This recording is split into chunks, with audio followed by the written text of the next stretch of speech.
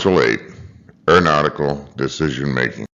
When you take your ICAO English exam, you will need to be able to discuss, in plain English, situations that an aviation professional might encounter.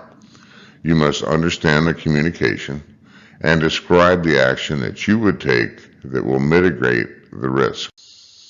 In this course, we have looked at real aviation incidents. I hope that as you've gone through them, you have asked yourself, what would I have done in the same situation?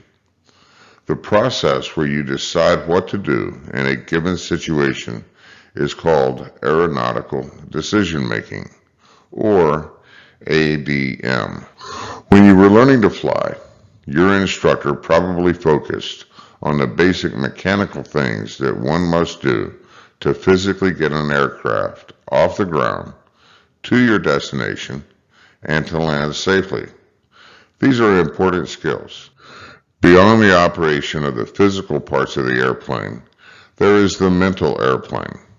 This includes the instrumentation that gives you a mental picture of the aircraft, your fuel remaining, location, altitude, engine performance, and other systems depending on what type of aircraft you are flying. Aeronautical decision making is an intangible quality. It's difficult to always be 100% certain of the outcome in a given situation. The goal of aeronautical decision making is to learn from past mistakes and apply that knowledge to the current situation. The FAA's definition of aeronautical decision making is a systemic approach to the mental process of evaluating a given set of circumstances and determining the best course of action. There are several models for aeronautical decision making. We're going to explore some of them in this course.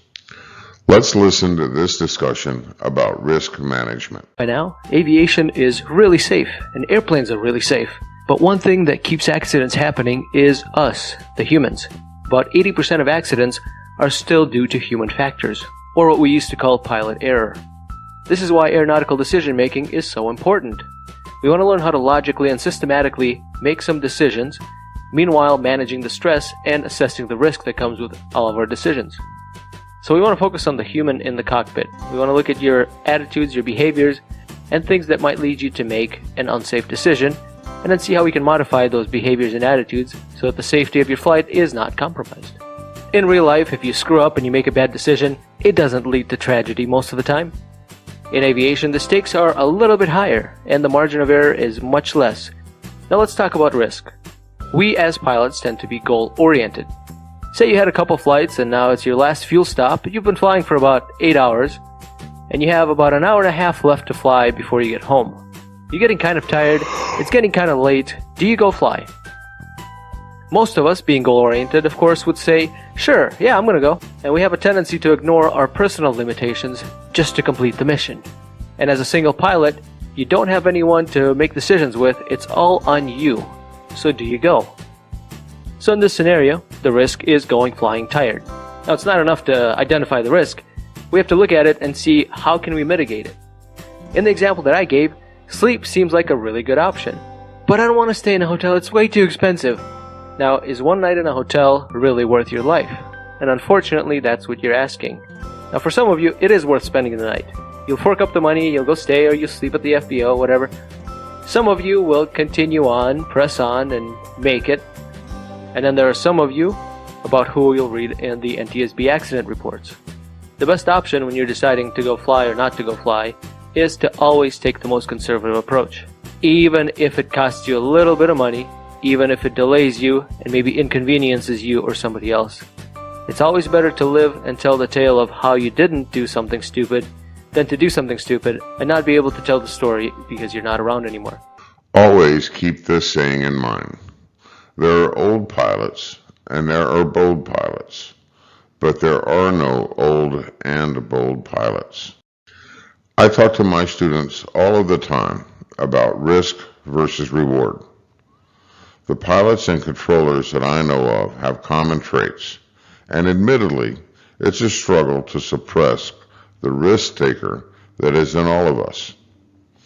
Early in my career, I was recently qualified, and a senior controller was watching me before he relieved me for a break. I wanted to impress him.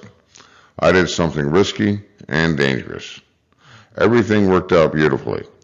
I was feeling quite proud of myself.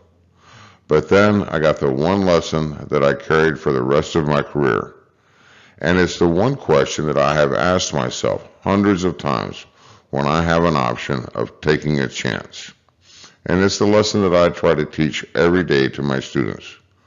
Before he relieved me, the senior controller asked me, if that hadn't worked, was it worth your career or their lives? This is a 3-step process for aeronautical decision making. Perceive. Figure out what is wrong. Process. Evaluate the level of risk. Is it an easily controllable situation? Do I need to declare an emergency? Is this a pan or mayday situation? There are many models and methods to assess risk. Some of them can be misleading, and time is frequently an issue.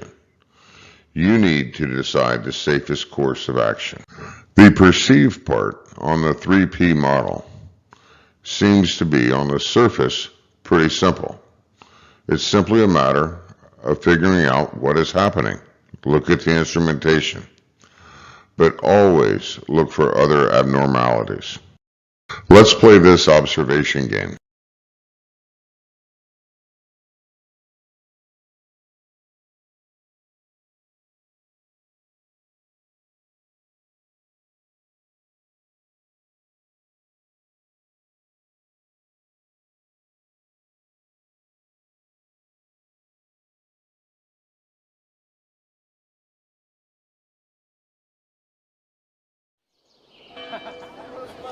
Here's your challenge. How many people in orange shirts get subs?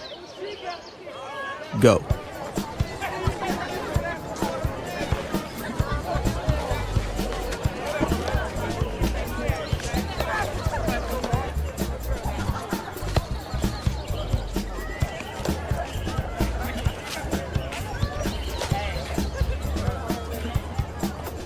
Seven people in orange shirts got subs. But what else did you see? Did you notice the ice cream truck change to a pizza truck? Did you notice the glasses? What about the man leaving the suspicious package next to the truck? Your next challenge? Be aware of your surroundings.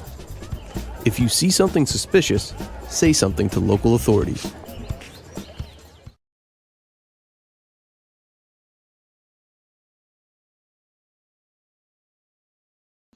The next step in the 3P model is process. If you have an issue, how will it affect your aircraft or you? Remember, part of aeronautical decision making is self-assessment, not just your physical self, but also your aviator self. This is the part where you have to be real honest with yourself about your experience level and your capabilities. The final step is to perform. This may require you to change your destination, declare an emergency, change your final altitude, or any number of things that might eliminate or at least reduce the risk to you and your passengers.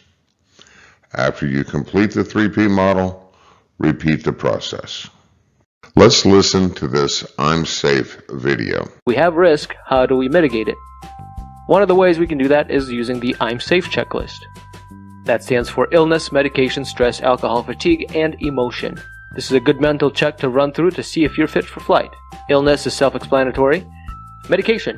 Am I taking anything that might affect my judgment or maybe make me drowsy? Usually there's a little clue on the package that says, do not operate heavy machinery.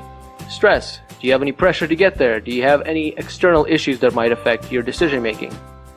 Alcohol. Obviously it affects your judgment and you can be more susceptible to hypoxia and disorientation. Fatigue. Did you get enough rest? Are you going to be tired an hour from now when you're still flying? And fatigue is one of those insidious hazards that you might not really realize that you have until you start making serious errors. So please, please, please don't fly fatigued.